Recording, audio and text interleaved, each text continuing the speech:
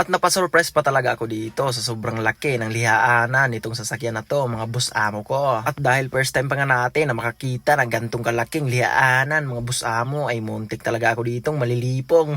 At hindi lang sa pagliliha ako na surprise dito, pati sa pagmamasilya, mga boss amo, ay nabaid talaga yung katawan ko dito. Alright. Kaya for today's video, mga boss amo kong titi, aba samahan nyo pala ako. Dahil nga meron nga pala tayong sasakyan na pupuntahan, mga boss amo, at syempre nagdala na nga pala tayo ng gamit para magkasinabot kami ng owner. Aba ito, ibubuga na natin yung pintura, pati yung hangin, mga boss amo. At syempre hindi natin kalilimutan na magdala ng bala dito. Hindi naman pwedeng susulong tayo sa bukid na walang bala.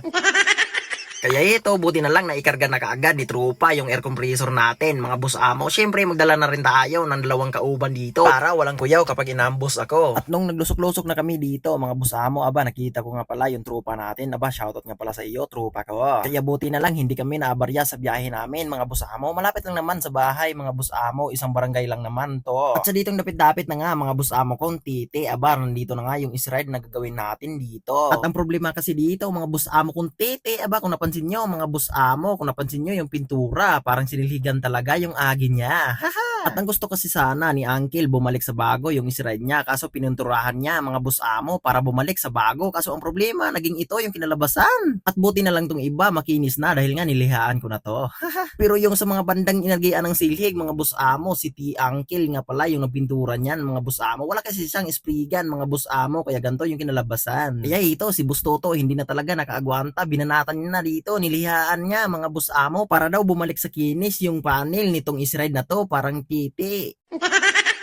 Pero syempre, para mas madali itong gagawin natin, mga boss amo, tinulungan ko na nga pala yung 2 trupa ko dito, mga boss amo, ginamitan ko na nga pala ito ng sandir. Hindi na kasi kaya para sa akin, mga boss amo, na manumanuhin lang natin sa pagliha ito. Dahil sa gantong klaseng pintura, mga boss amo, sobrang tigas talaga tong lihaan, parang masilya. Pero dito din ako bumilib kay Boss Pearson, mga boss amo, ginamitan niya na lang kamay, mga boss amo, gamit yung kahoy tsaka liha. Kaya ning ako naman, mga boss amo, parang iganahan talaga ako dito magmano-mano. Kaya yon, kumuha agad ako ng tubig, tapos may kunting sabon, mga boss amo, para medyo danog-danog talaga pagliha natin, slide talaga yung langaw.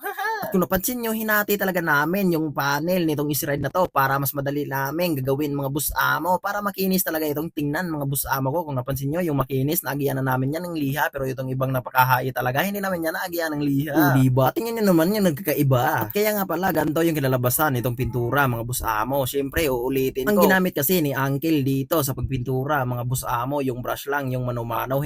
Matik mga boss, ito yung gamit natin pampadali sa trabaho. And then meron din tayong isang makita, yung di kuryente. Air sander kasi ito, hangin lang yung dala. Baka dalawang araw namin to bubugahan ng pagliha, mga boss. And then sa preparation, baka 2 araw ata kasi magmasilya pa tayo dito sa bintana.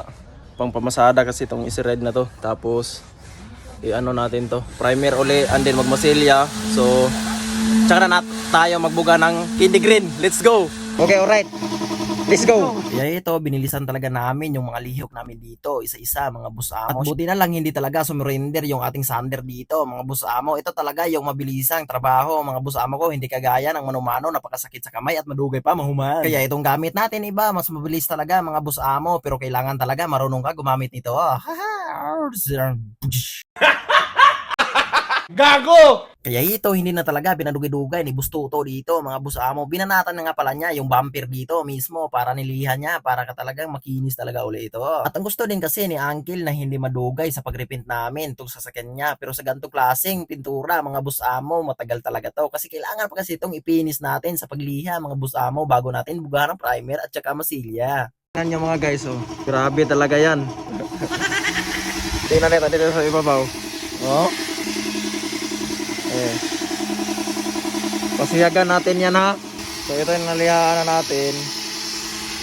Meron ba yung nalihanan?